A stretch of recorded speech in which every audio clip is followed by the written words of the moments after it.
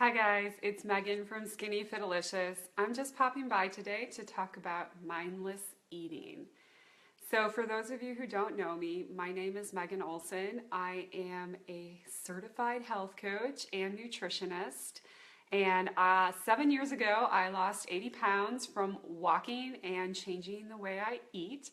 And now today I work out 2 hours a day and I eat right and I create a bunch of healthy recipes on my website, skinnyfitalicious.com.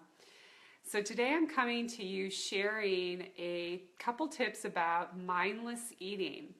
So I just had a free webinar about willpower.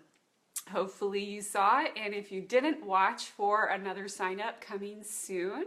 I will be doing another webinar because it was so successful and so many people loved hearing about it that I think I'm going to hold a third session. So watch for a third free session coming. But anyway, in the webinar, I had one of the lovely ladies ask me about mindless eating and how to control yourself. So she brought up the example of healthy muffins, which I just so happen to have here. These are some pumpkin cornbread muffins from my website if you want the recipe. They're awesome. So her question was, well, if I make a healthy muffin from your website and there's 12 muffins, how do I restrain myself from not eating all 12 muffins? And it's such a great question. I really love these kind of questions, and I love having these webinars and these forums because it gives me a chance to interact with you guys and really see what are the kind of things you're struggling with and how I can help. So the question I thought was a really great question, so much so that I wanted to jump on Facebook Live and give a full answer.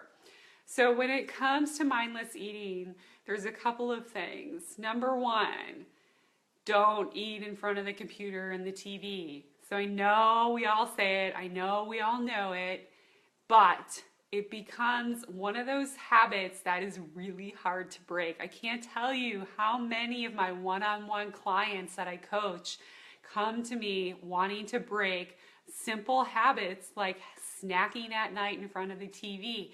So those habits are things that are really hard to break, and once you start doing them, it can really add up in terms of your weight and the amount of calories that you're getting in your diet very easily, because you're just sitting on the couch and you're snacking or eating away and you don't know how much you're really eating. So my first tip is don't be distracted when you eat. So if you made 12 muffins in the kitchen and there's 12 staring you in the face, take one out, put it on a plate, put the rest away, and then go sit down at a table or go sit down outside, go sit down somewhere other than in front of your computer or TV and eat that muffin and really enjoy it. The rest of them will be there the next day. I guarantee it. My number 2 tip is when you find yourselves in those moments when you really want to eat all of those muffins, go for a walk, go do something, go clean the garage, do something active. Get yourself out of your comfort zone. Get yourself moving. Don't sit on your butt. Move around. Go make a phone call. Go do something that you've been putting off all day long and make it happen. Just do something to take your mind away from that obsessive behavior. And then my last tip, last but not least, and this is the most important tip for people who have a tendency to overeat. Identify your triggers. Identify what is really causing you to overeat. The majority of my one-on-one clients that I work with, when they overeat, let's say they made 12 healthy muffins, when they eat all 12 muffins in one sitting, that is telling you something about yourself. What is that telling you? It's telling you you don't have enough energy, you're sleep deprived, you're stressed out, you have anxiety, you're worried about something, you're angry. It is something emotionally within you that's causing you to reach for the food for comfort. And let me tell you, food is only a temporary comfort. It does not give back very much. All it's going to give you is an increase in the scale and in the size of your pants. So it's not worth it. And I think a lot of times people tend to run away from those feelings. So instead of allowing themselves to feel, they sort of cover it up by eating more. But then you end up feeling worse after you're done eating. So the point is, face those feelings head on. Look at yourself and say, before you eat all those muffins, what am I really feeling? Like, what am I feeding by eating this food? Confront yourself. Ask yourself those questions. Why am I doing this?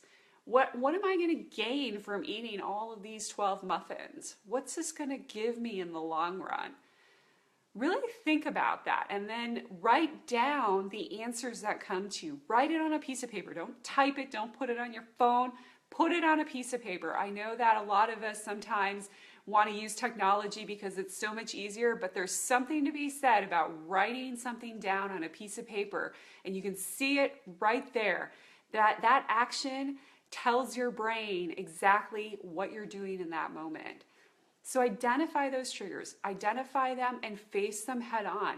If your anxiety is so high that you're feeling really stressed out, call a friend and talk to them. Go for a walk and clear your brain.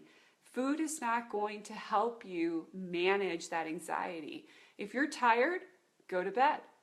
Take the day off of work and go to bed. I know all of us are workaholics in this society, and it's really unfortunate because so many people are sleep deprived and they're just driving themselves crazy on caffeine, which just makes them eat more food, and then they're getting overweight, and then people have to go to the doctor and are developing chronic diseases, and it's just not worth it. Think about it. You could save yourself from developing a chronic disease by going home early from work one day or taking a half a day of vacation to get the sleep you really need so you don't overeat and go crazy, right? So it's such a small thing that you can do. So again, just to recap the 3 things to work on when you find yourself in those moments of mindless eating or wanting to overeat on things. Number 1, get active. Go outside and do something. Number 2, take one of the muffins out, as in our example, put the rest away. You eat that muffin without any distractions, not in front of the TV, not in front of the computer. You savor that and you really focus on your eating. And number 3, identify your triggers and face them, whether it be fear, sleep deprivation, anxiety, or stress, anger, whatever the emotion is in that moment, face it and deal with it. Okay, so with that, I just want to remind you guys that my program, Eat to Lose Weight, is launching this Monday, January 9th. And it also includes a winter group coaching, and I'm only accepting 8 people into my winter group coaching. So if you want to be one of them, make sure you sign up really fast. Again, both programs are launching. You can do the online program alone, or you can do online program with group coaching together. Both programs are closing on January 9th. I'm closing both of them down, so whoever signs up before then will be in, and you're going to love it. It's filled with over 20 videos from me on how to eat to lose weight, as well as example meal plans, an implementation plan for you to build healthy habits, as well as PDF reference guides. So if you want all of that stuff, make sure you head over to the blog and you sign up. I will drop the link here. And if you have any comments or questions, I would love to hear them. I'm always on here answering questions, so feel free to let me know if you have one. You can drop your question in the comments, or you can email me at megan@skinnyfitalicious.com. Bye, guys.